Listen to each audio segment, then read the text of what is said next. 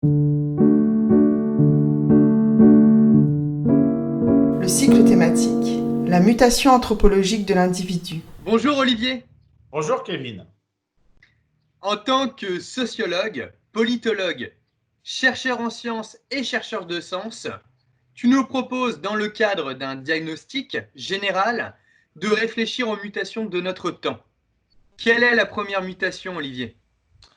La première mutation, Kevin, est la mutation anthropologique de l'individu. Et de fait, cette mutation, elle se joue entre deux bornes historiques où il est question de pierre.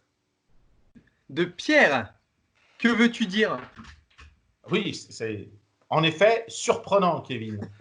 Je veux dire par là, j'entends le cadre temporel de la mutation anthropologique de l'individu qui a lieu entre 1968, c'est la première borne, où des pierres valsent à Paris, c'est mai 68, D'accord. une révolte contre les figures de l'autorité, ce que j'ai appelé dans un ouvrage la théorie des 7 P, c'est-à-dire le père, le prêtre, le professeur, le prince, le patron, la patrie, le parti. Tout ceci est remis en cause, notamment par des étudiants, en mai 68, et les pierres valsent, les pavés sont remis en question, ils sont jetés et ils volent. Voilà la première borne. Et la seconde borne, Olivier? Et la seconde borne, c'est 1989, où, cette fois-ci, les pierres chutent et tombent à Berlin le 9 novembre. C'est la chute du mur. C'est aussi encore une affaire de pierre. Ok. Alors, voilà pour le cadre temporel et la mutation anthropologique. Eh bien, la mutation anthropologique de l'individu entre 1968 et 1989 repose sur la transformation, la modification de 8 rapports. D'accord. Premier rapport, le rapport à soi, puis le rapport à son corps, troisième rapport, le rapport aux autres, le rapport aux choses, c'est le quatrième, le rapport au temps, le rapport à l'espace, c'est le sixième, le rapport aux valeurs, et enfin, le rapport à l'enfant. Wow. Ok. Alors, les premiers rapports. Alors, les premiers rapports. Tout d'abord, le rapport à soi. D'accord. Dans le rapport à soi, l'important aujourd'hui, on le sait, on le vit toi et moi, nos familles, nos amis, dans nos travaux, on dit c'est être pleinement soi et vraiment soi, Oui, tout à fait. qui se décline selon deux modalités singulières. Tout d'abord, c'est le recours à l'émotion. Le recours à l'émotion devient le registre légitime de validation et de reconnaissance de soi en public. Hmm. Ensuite, il y a également l'autorité du vécu, sous la forme principalement de l'expérience personnelle et du témoignage, qui est de plus en plus mobilisée. Oui. Et ainsi, à la télévision, d'ailleurs, on le voit, ou dans les réseaux sociaux, à la radio, eh bien, on voit qu'il y a des grandes messes religieuses ou civiles, ou du moins des échanges durant lesquels les individus se mettent en scène.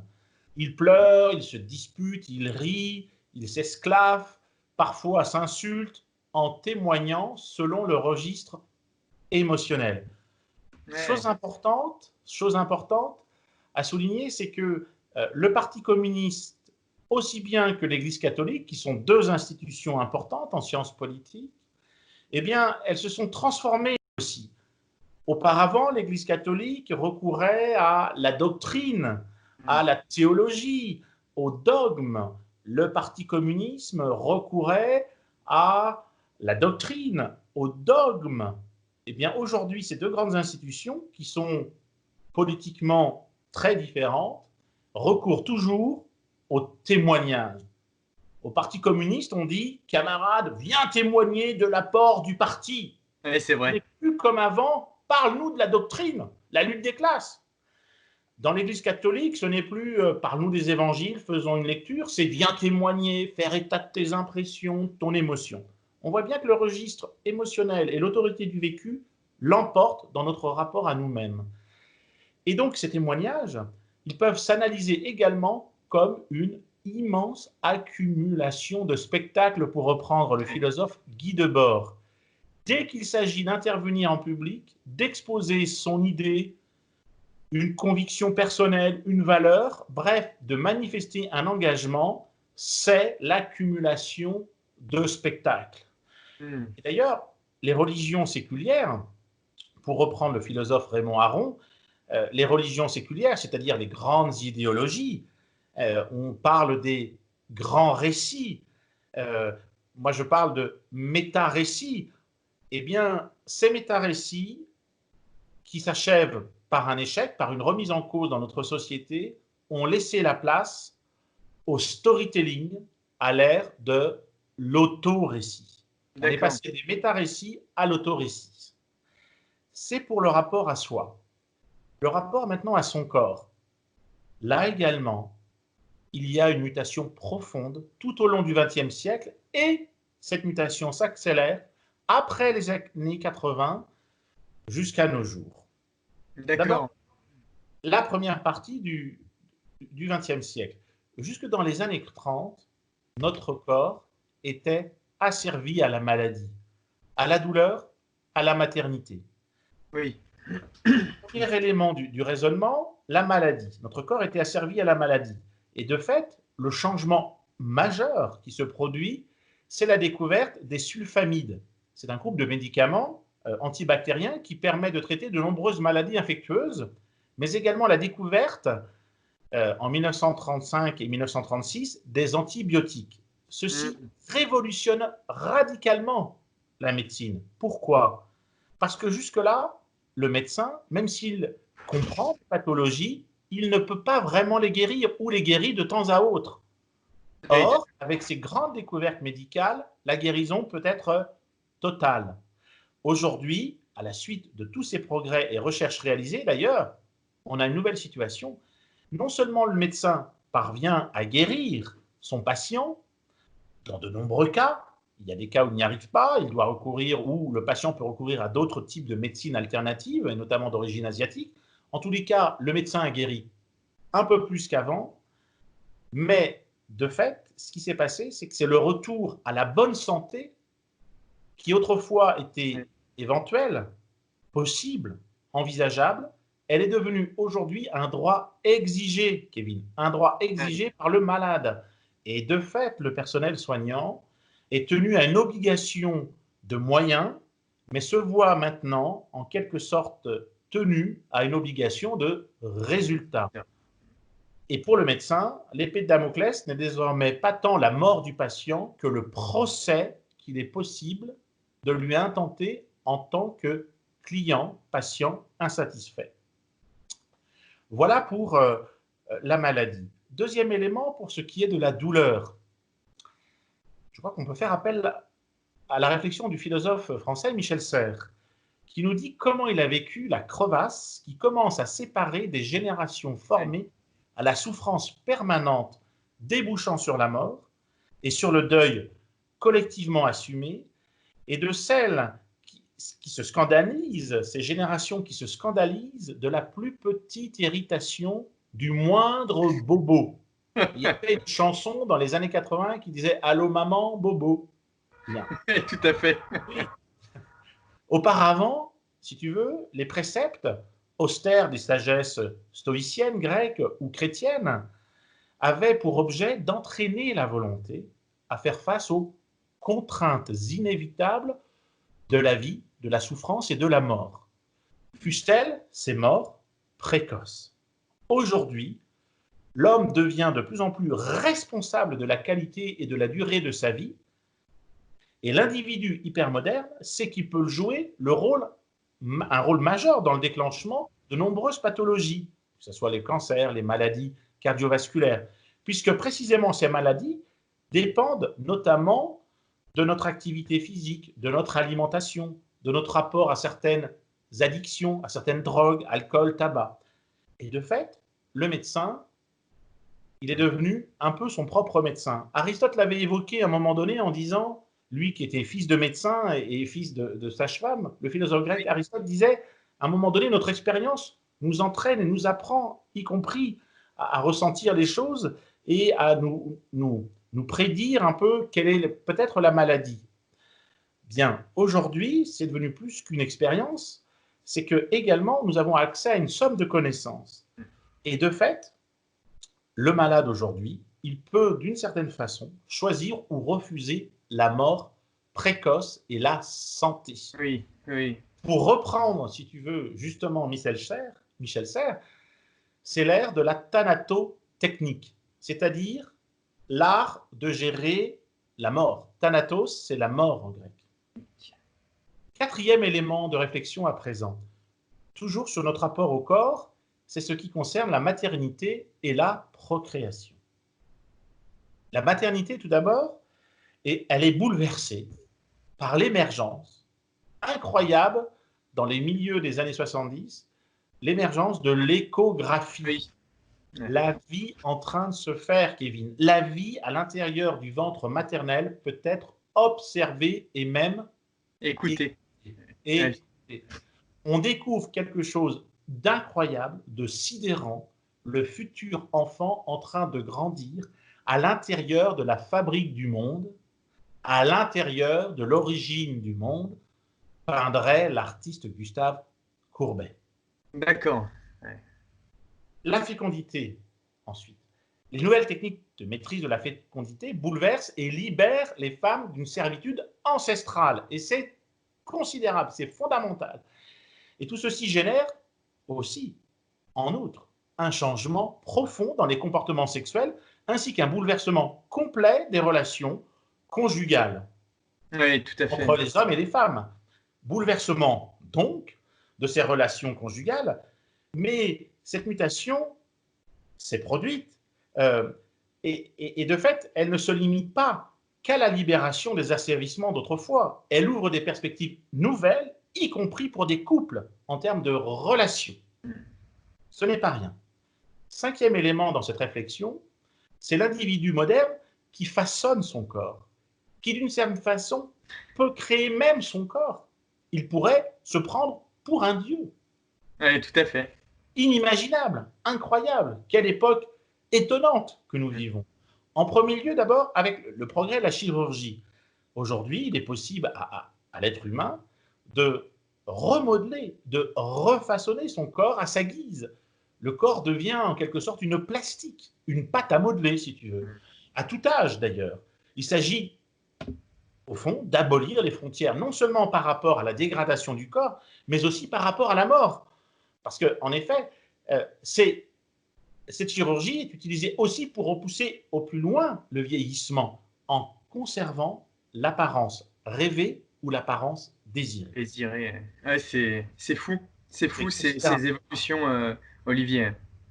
Ensuite, il y a le corps, en second lieu, qui peut être créé et auto-gendré. Alors, ça, c'est une révolution, encore une autre très importante. Si nous sommes passés d'un corps asservi à un corps auto-façonné, modelé selon nos choix, grâce notamment à l'intervention chirurgicale, il y a une étape supplémentaire qui est franchie avec le corps autoproduit.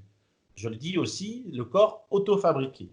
De fait, les techniques de clonage, les techniques biogénétiques permettent à l'homme pour la première fois, certes de créer la vie en double, mais peut-être d'envisager demain l'auto-engendrement.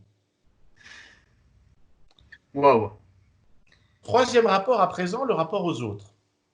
Là encore, de grands changements. Auparavant, ce rapport était communautaire et idéologique. Des visions du monde distinctes étaient portées par des groupes identifiables et identifiés. C'était le temps, notamment, de la lutte des classes, pour reprendre une expression importante de Karl Marx. L'affrontement était politique au nom d'idéologie. Aujourd'hui, le rapport aux autres est devenu prioritairement individualiste et pragmatique. Alors, Kevin, il faut faire très attention quand un sociologue, un politologue, un philosophe emploie le terme individualiste, ce n'est pas un jugement de valeur. D'accord. Ce n'est pas associé à égoïste, si tu veux. D'accord. L'égoïsme est un sentiment de soi-même exagéré. L'individualisme, c'est autre chose. Quand je dis individualiste, il n'y a pas de jugement de valeur. Pour moi, il s'agit de reprendre à la suite de l'anthropologue Louis Dumont sa conception de l'individualisme, qui signifie que notre modernité, notre société moderne, consacre un état d'esprit d'individus libres et égaux, égaux et libres. Contrairement à l'esprit des sociétés traditionnelles, des sociétés anciennes, où régnait une compréhension foncièrement inégalitaire et hiérarchique du lien social, du lien entre les hommes et du lien également entre les femmes et les hommes et les femmes, avec une subordination à la société, à la globalité de ces parties individuelles, des parties composant cette totalité. En bref, Kevin, on pourrait dire le nous, auparavant, l'emportait sur le je. Oui, c'est ça. D'ailleurs, à cet égard, on peut souligner que l'individualisme est encore plus accentué en France que dans d'autres pays d'Europe. Euh, je prends souvent cette illustration, c'est celle de la publicité d'une limonade américaine. D'accord. Je vais à l'époque voir un film intéressant qui s'appelle Matrix. Ah oui. Et à la fin de ce film, il y a une réclame à l'époque, et cette réclame finit par des images où tu vois des jeunes femmes blondes, et à la fin, en Allemagne, après avoir vu ce film, eh bien, on voit partage-la. Bien. Teil S. Très bien. Je n'avais pas bien compris le film en allemand.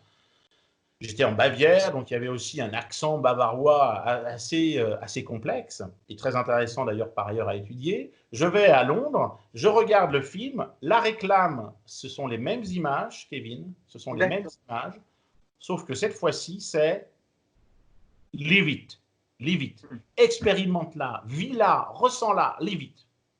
On voit bien le pragmatisme anglais. En Allemagne, on voit bien le rapport au nous. Teil S, ça veut dire partage-la avec les autres. En Allemagne, il y a un rapport au collectif, à la communauté, à ce qu'on appelle la Gemein, la communauté. Ouais, très important. En Angleterre, pragmatisme, pas. Pragmatisme, vis-la, ressens-la, expérimente. Et en France, Kevin, et en France, cette limonade, eh bien, je regarde de nouveau le même film, parce que je n'avais pas très bien compris en allemand, ni en anglais d'ailleurs, et après cette réclame, c'est « N'écoute que toi ». Voilà le slogan. « N'écoute que toi ». Bienvenue en France. Oui, nous sommes précisément, par ailleurs, vu notre histoire, on pourra peut-être y revenir, vu notre histoire, nous sommes une nation très individualiste. Pour reprendre un ouvrage célèbre d'un sociologue, David Riesman, on pourrait parler de la France comme il a donné le titre à ce livre, c'est « La foule solitaire ». D'accord, alors je ne le connais pas cet ouvrage, je vais l'acheter, je vais le lire. La foule solitaire, hein, c'est ça, hein? Ouais. D'accord. Un des grands classiques de la sociologie. D'accord, eh ben, à lire. Et maintenant, le rapport aux autres choses, alors, Olivier. Eh bien, avec les trois révolutions industrielles, l'homme occidental était jusque dans les années 60 d'abord un producteur. D'accord. D'abord un producteur. À partir des années 70, d'ailleurs c'est le titre d'un ouvrage de Jean Baudrillard, La société de consommation, à partir des années 70, nous devenons consommateurs. L'individu va prendre rapidement l'habitude de fréquenter régulièrement de nombreux hypermarchés. Et on a oublié ce que ça voulait dire. C'est une révolution, là encore. Les usines, les ouvriers, la production, et d'un seul coup, la consommation de masse. Rappelons à ce titre que le premier Carrefour date de 1963 en France. Les supermarchés Leclerc se développent à partir de 1972 et ils vont exploser dans les années 80. Ce qui importe, Kevin, ce n'est plus tant de produire, mais bien de consommer pour exister socialement et faire tourner la machine économique. Croissance oblige des 30 glorieuses, pour reprendre l'expression de l'économiste Jean Fourastier, de 1945 à 1975. Donc, c'est la consommation. Et cette attitude a des répercussions. il ne s'agit plus tant de vivre dans le monde, que ce soit à travers la contemplation ou l'engagement, que de consommer le monde. Or, consommer le monde, ça revient à avoir un rapport utilitariste aux choses. Utilitariste, je le rappelle, c'est une doctrine du philosophe, notamment représentée par donc le philosophe anglais Jeremy Bentham, qui repose sur l'idée que le but de la société doit être le plus grand bonheur pour le plus grand nombre. Et ce plus grand nombre, ce plus grand bonheur pour le plus grand nombre est conçu comme l'addition, la somme des plaisirs de chacun. Oui, C'est d'accord. de fait, tu vois, c'est de fait l'avènement de ce qu'on appelle en économie le maximalisme. C'est-à-dire qu'il faut maximiser notre bien-être. Et dès lors, dans ce contexte-là, l'individu hypermoderne, il va entretenir un rapport aux choses selon qu'elles représentent finalement un intérêt économique ou pas. Sachant que cet intérêt, il doit être maximisé, poussé au maximum. Et pour ce faire, l'individu devient consommateur de biens, de services, de marchandises, mais aussi d'institutions et de services à la carte selon son agrégation de satisfaction. L'individu devient aussi un consommateur de produits qui va zapper, qui va user, jeter, comme une boîte de conserve, je la prends, je la vide et je jette. Et de fait, l'utilitarisme va devenir une valeur. En grec, on dit axios, ça donne le terme français axe, et cet axe majeur, cette valeur majeure, elle va déterminer notre rapport aux choses. De fait, pour reprendre le sociologue et qui est par ailleurs un ami, Alain Caillé, il va y avoir l'intérêt pour soi qui va l'emporter et qui va devenir fondamental dans nos relations sociales et dans notre rapport au monde. Et ce qui va compter, c'est y compris notre rapport aux institutions. Et par exemple, le couple va être conçu comme une somme de satisfaction.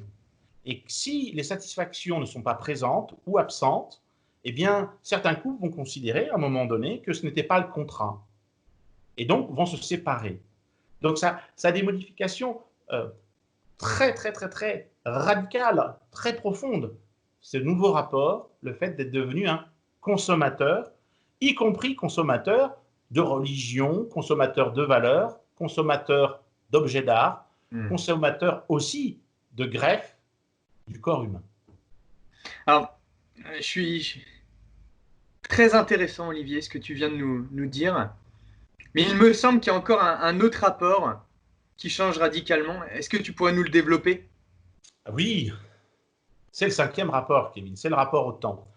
Le rapport au temps de l'individu fait l'objet d'une accélération continue, surtout depuis le développement des outils de communication tels que le portable, Internet, l'ordinateur de poche, mais bien sûr aussi l'ensemble des réseaux, ne parlons pas des smartphones. Très important. De fait, nous passons d'une période où l'individu était soumis au temps et à ses contraintes naturelles à une période où il ne cesse de violenter le temps pour en tirer le maximum de profit et de plaisir. Autrement dit, l'individu auparavant s'inscrivait dans le temps unique, long et partagé par la communauté, à l'échelle d'un même territoire.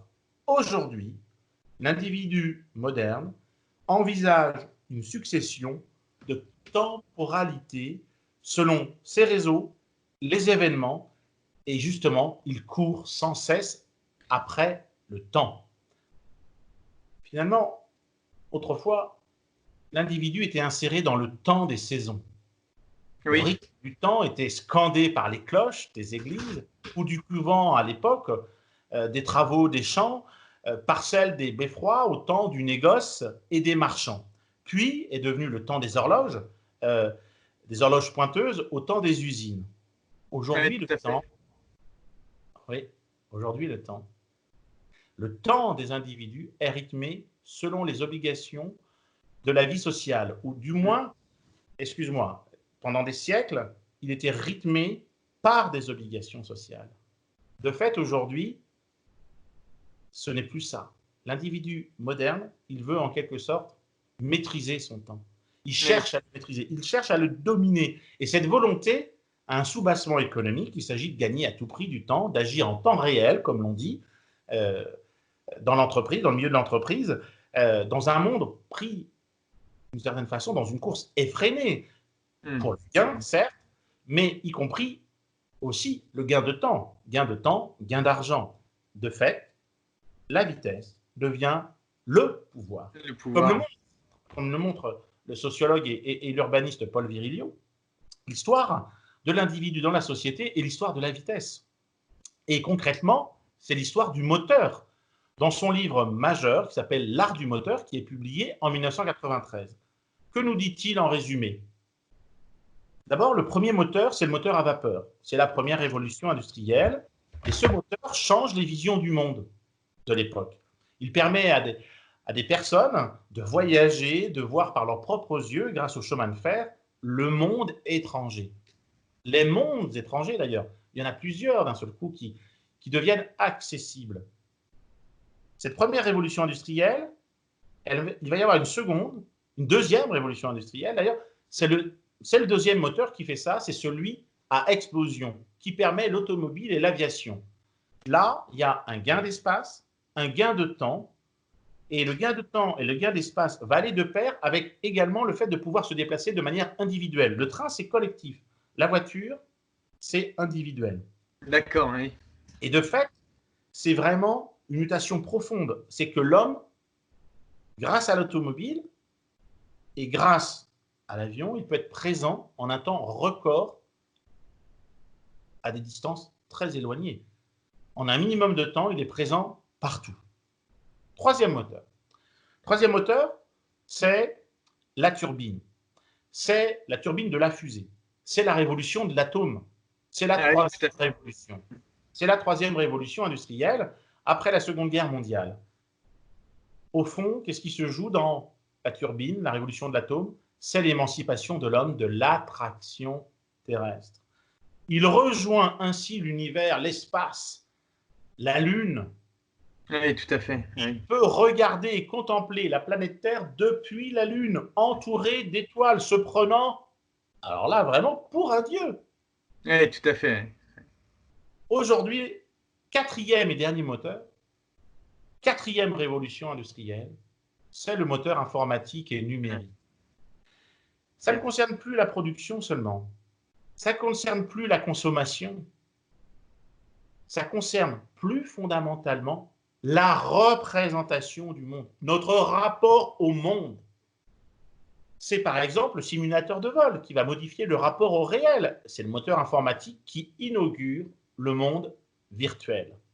Par conséquent, l'homme devient maintenant, avec ce moteur numérique et informatique, il devient de plus en plus un démiurge, un créateur de monde. Il en invente, il en crée les conditions, les univers, les langages, les images. Et à chaque étape, pour ce père fondateur, Paul Virilio, ce sociologue et urbaniste, qui vient de fonder dans ces années-là, dans les années 80, ce qu'il appelle la dromologie, c'est-à-dire la discipline scientifique qui étudie la vitesse. Dromos, c'est la vitesse. Logie, logos, l'étude, la parole. Donc la dromologie, c'est l'étude, le discours sur la vitesse. Et donc, en fondant la dromologie, il nous permet d'accéder au fait que le temps, finalement, s'accélère de plus en plus et finit par devenir une urgence. C'est la tyrannie de l'urgence, c'est la tyrannie de l'instant présent. Bon, après le temps, l'espace alors, Olivier? Absolument, Kevin. L'espace. Alors, l'individu n'est pas tant bouleversé par la mondialisation que par la globalisation. Il convient, à mon sens, de distinguer les deux processus. La mondialisation, tout d'abord, ce sont des flux, des mouvements économiques, des mouvements de population. Ce sont des échanges de biens, de services, de capitaux, sans oublier, bien entendu, les échanges d'idées et de théories.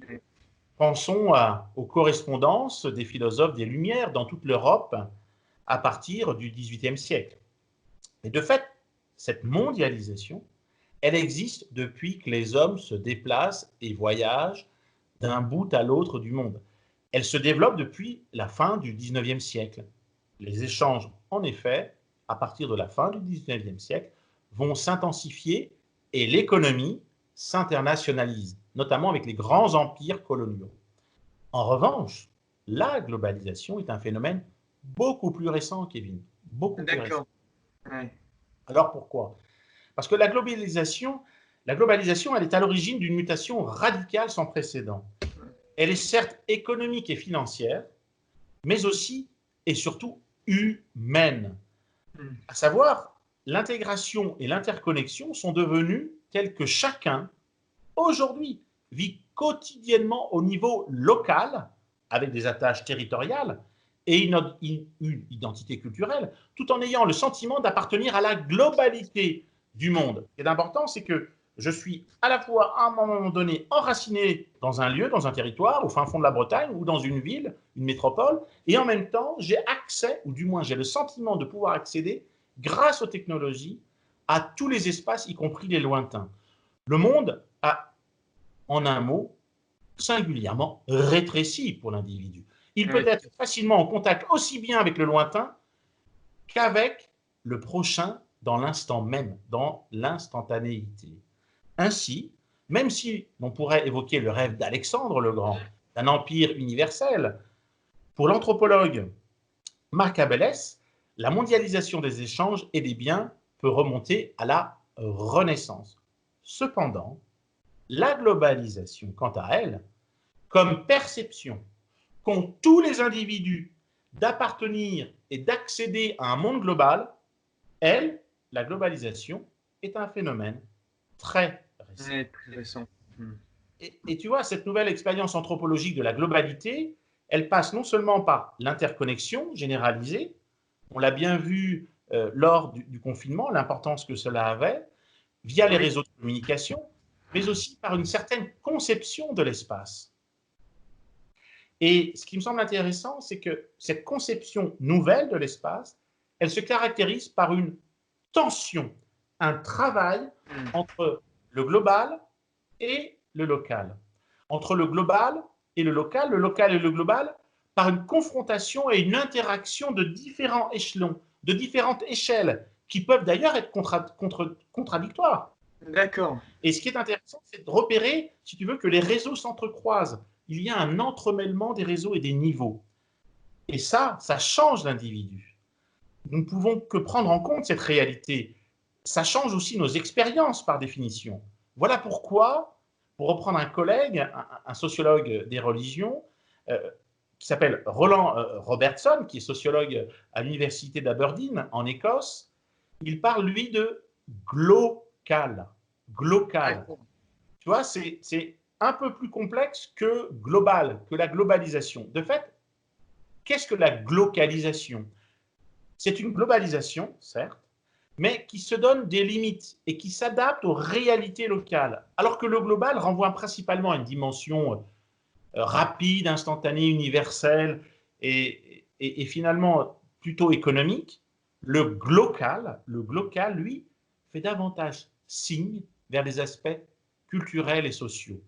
Alors que la globalisation peut être perçue comme l'expression d'une idéologie capitaliste et néolibérale, la glocalisation envisage une réalité multidimensionnelle, à commencer par l'intégration de la dimension locale dans une échelle planétaire.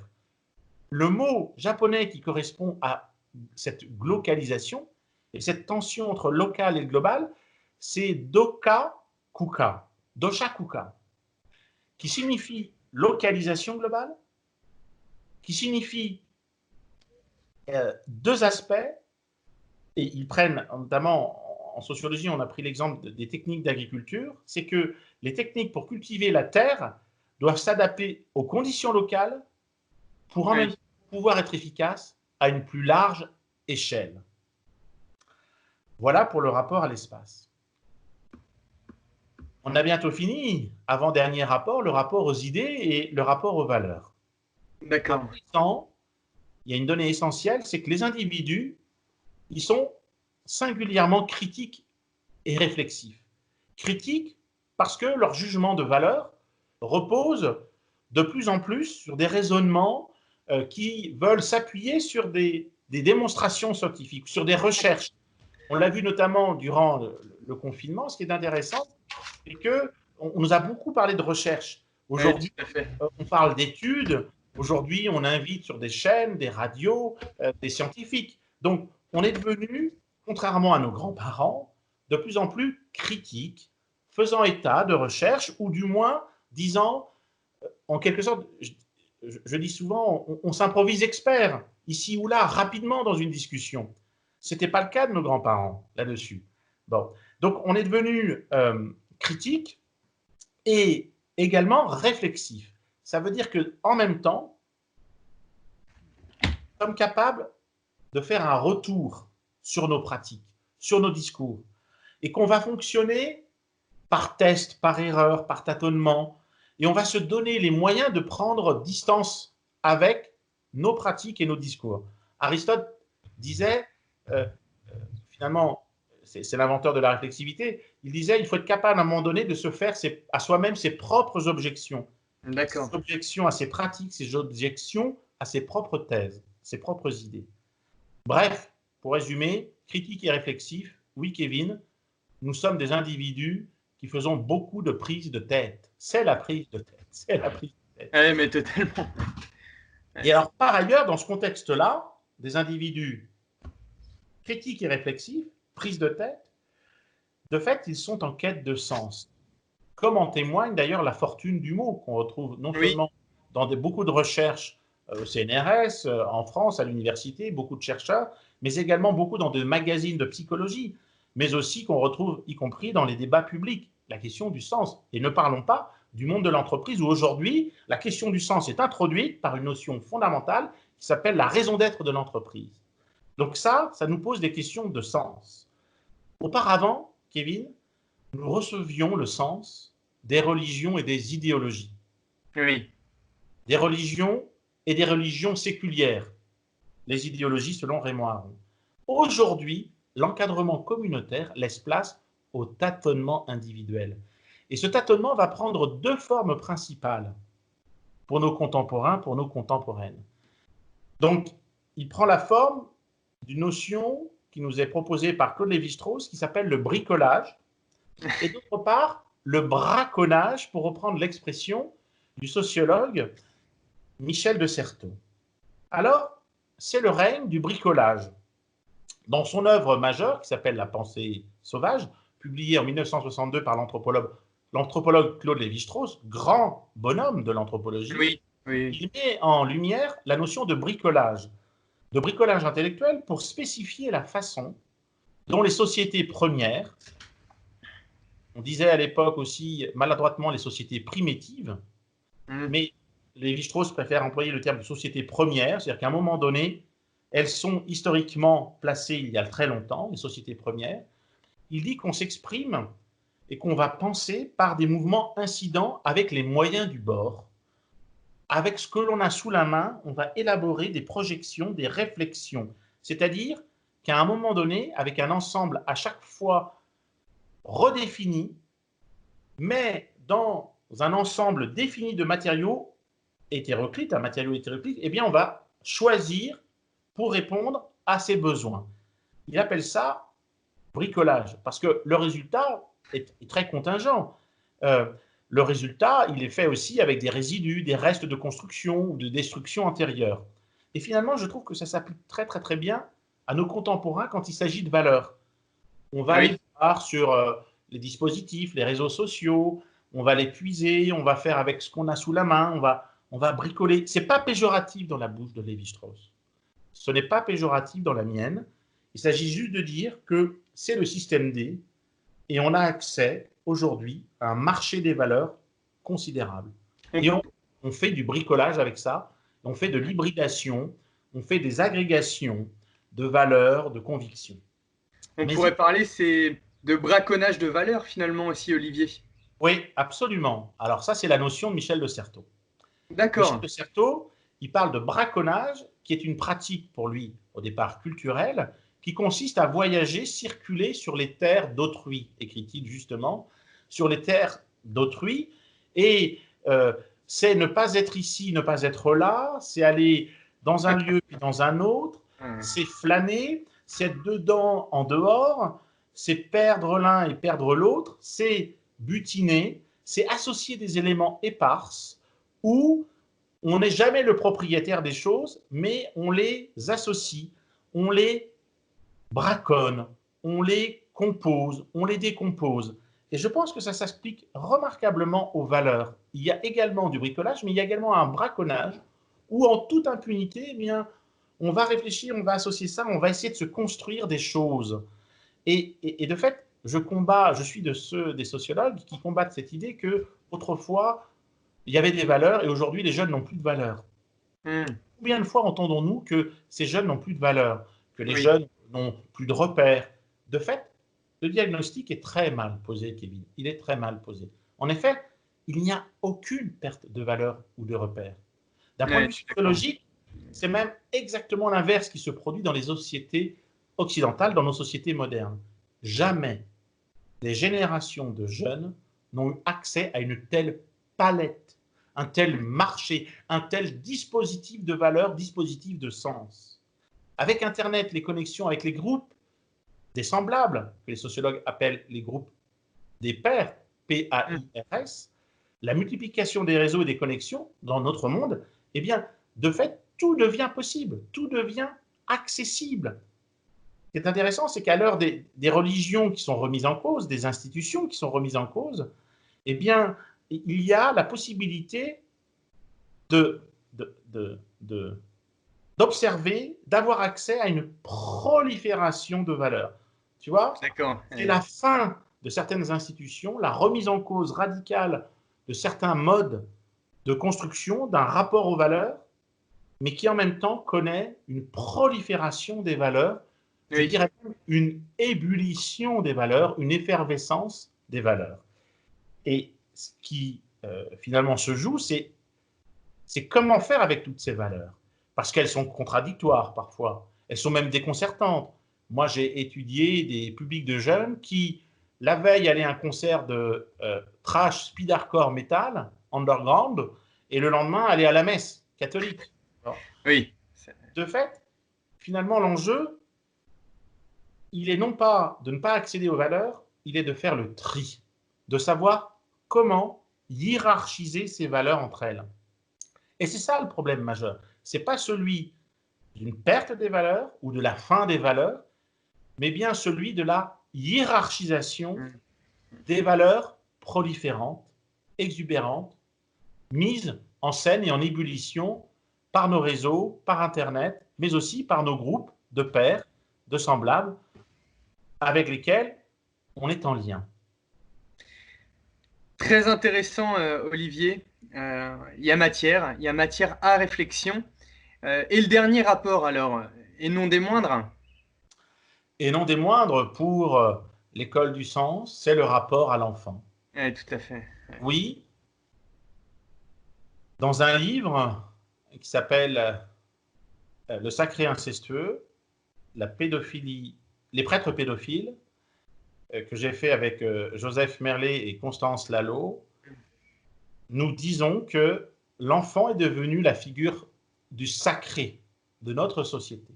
C'est la figure du sacré dans la société moderne, individualiste et libérale. Sacré en quel sens? Ce terme, quand on fait l'étymologie du terme sacré, vient d'une racine indo-européenne, qui remonte à des milliers d'années, qui exprime l'idée d'un domaine réservé, d'un domaine surhumain, d'un espace protégé et également à protéger du reste des espaces et du reste des humains. Oui, c'est ça. Et l'enfant, tu vois, précisément, il est précisément sacré. Il est devenu intouchable parce que précieux, parce que l'enfant est un trésor chéri et cher également en investissement. C'est un trésor adoré. Et s'il est touché, il devient souillé. Autant qu'il souille et entache à vie celui qui a osé le toucher. Ouais, je suis d'accord. Tu vois, notre rapport à l'enfant a changé, je dirais, en amont et en aval de sa venue au monde. Ouais. Alors, tout d'abord, en amont, après la naissance, c'est l'enfant, selon moi, désiré, chéri et cher, adoré. Alors, c'est un trésor. Combien, et même toi, Oui. j'imagine, combien de parents n'ont-ils pas employé cette expression pour qualifier l'enfant? Ah, c'est un trésor. Oui, tout à fait. Ce qui est intéressant, c'est qu'un trésor en grec, c'est un dépôt, c'est un magasin où on enferme les objets précieux, les bijoux, mais aussi les provisions. Et dans notre société libérale et individualiste, oui, l'enfant est devenu une personne à part entière, elle est devenue le trésor, le fruit du désir de ses parents. Et il incarne à leurs yeux l'être dont la valeur suprême est incontestable, unique, spécifique. Et c'est spécifique à chaque enfant venu au monde, monde sur lequel finalement l'enfant est appelé à régner tel un roi au cœur de la création. J'aime bien reprendre ce qu'écrit Freud, Sigmund Freud. En 1914, il dit « L'enfant, je cite, aura la vie meilleure que ses parents.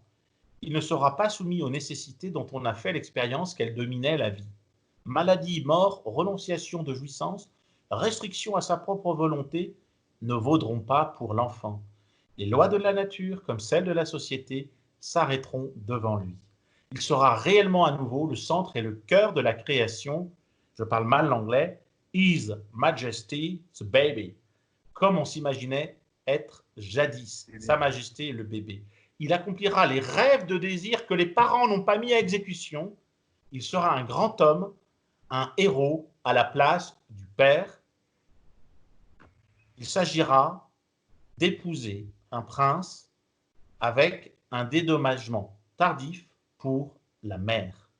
Sigmund Freud, pour introduire le narcissisme, article de la vie sexuelle. 1914, qui est vite 1914, on peut dire que le XXe siècle, c'est le siècle de l'enfant. C'est le siècle de l'émergence à la fois de la femme en tant qu'individu qui a le droit à des droits égaux à ceux de l'homme, mais également, deuxième figure importante, celle de l'enfant par rapport à la figure du père.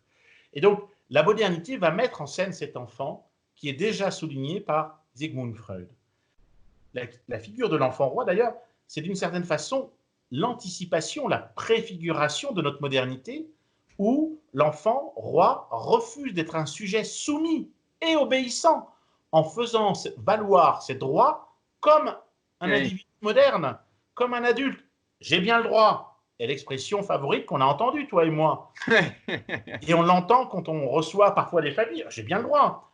Si tu veux, ce qui est intéressant, c'est que le désir des parents trouve ses limites dans la capacité de l'enfant à leur résister en tant qu'individu qui revendique ses droits. Sur le plan historique, on voit comment, au cours de la deuxième moitié du XXe siècle, après la Seconde Guerre mondiale, l'image et le statut de l'enfant ont fondamentalement changé. C'est notamment depuis les années 50 que s'est produite une modification sur tous les registres. La pédagogie, Maria Montessori y participe, même si elle a commencé dès 1907. L'économie, la consommation, la psychiatrie, la politique, le droit, la vie sociale. Ne parlons pas des budgets des familles qui explosent du fait des enfants. Oui. Il s'agit vraiment d'un nouveau regard sur l'enfant. Il n'est plus perçu comme un adulte en miniature, mais comme un être en soi. Dolto, Françoise Dolto, elle dit, c'est une personne en devenir, c'est une personne. Il n'est plus un objet, mais un sujet. Et cette modernité, elle correspond au développement de cette société démocratique où chaque être humain est l'égal de l'autre. Mais l'enfant est aussi égal. Il est égal de l'adulte.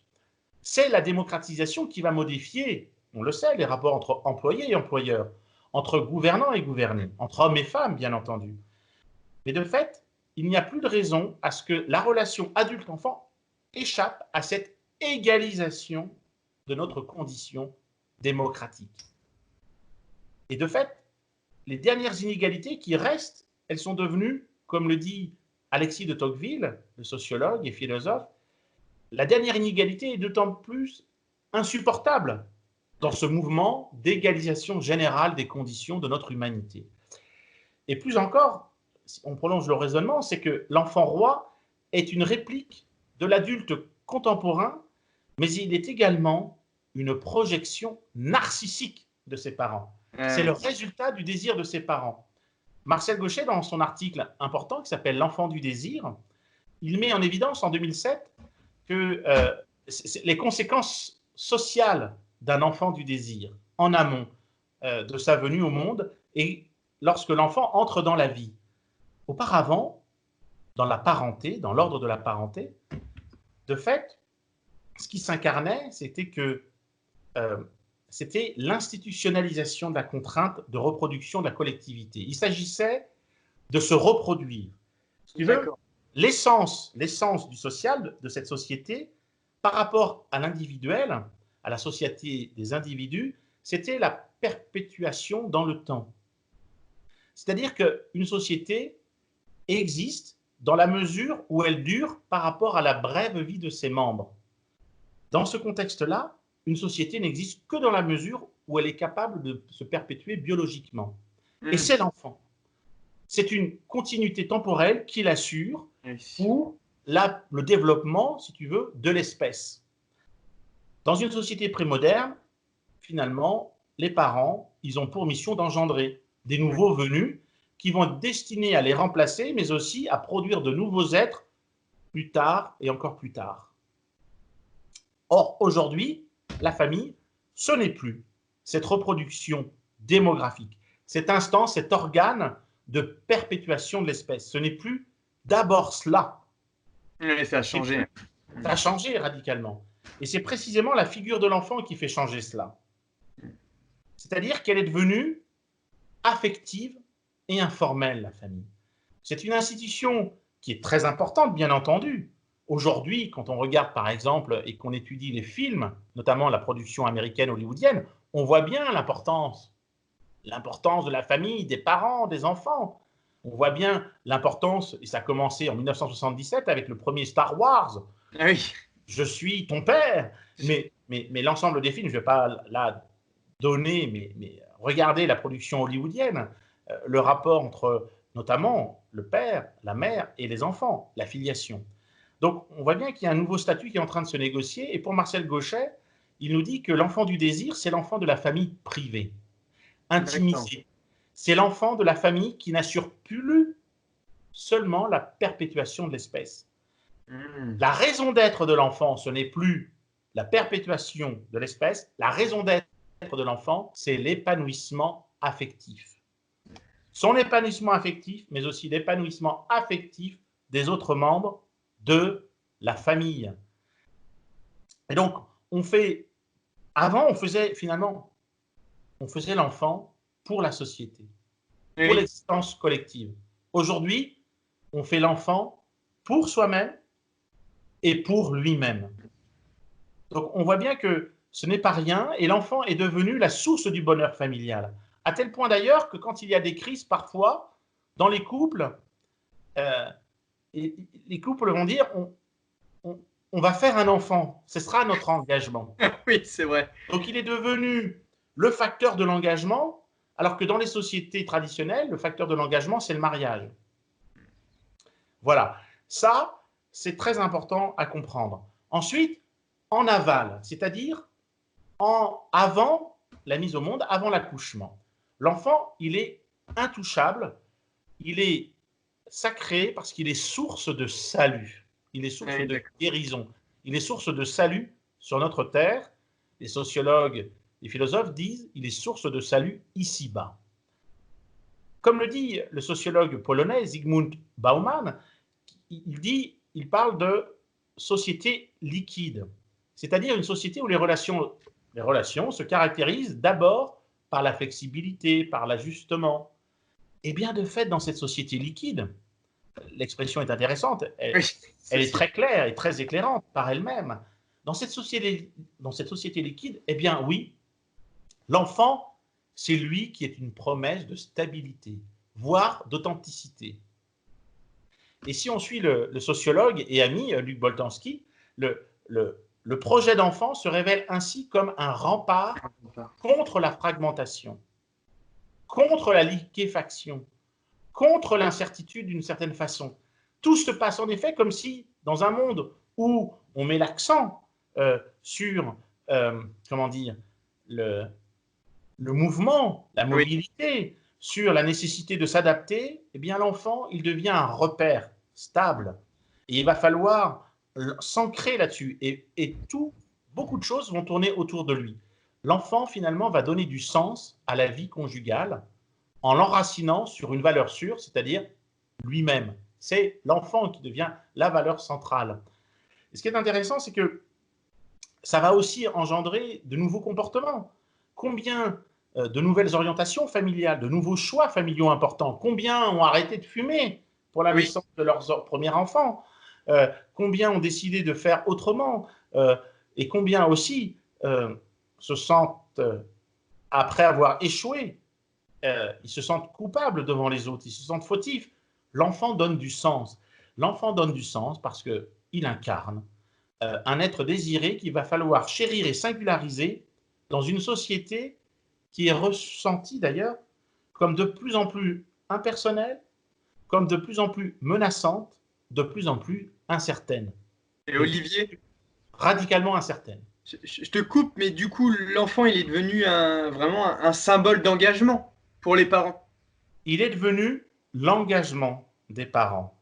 Il devient, l'enfant, il devient le choix de la vie, le choix de leur vie, le choix d'une vie.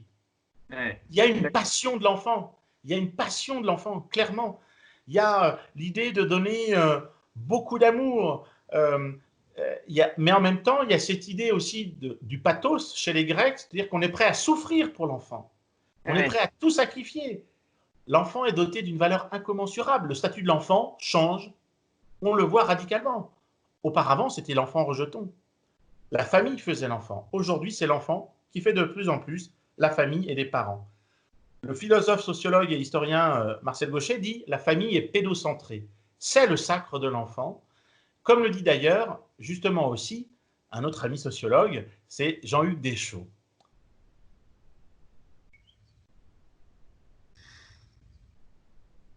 Waouh! Je digère, Olivier, parce que waouh! Ça a été une vidéo longue, riche. Oui. J'ai pris pas mal de notes et il faut absolument qu'on en reparle tous les deux ensemble, qu'on redéveloppe. Merci, Olivier. Je t'en prie. Donc, c'était la première mutation anthropologique de l'individu. Et nous attendrons, nous allons faire la prochaine, que je vous invite, si vous le voulez, à regarder sur notre chaîne de l'École du Sens. Merci. Et à bientôt. Et à bientôt.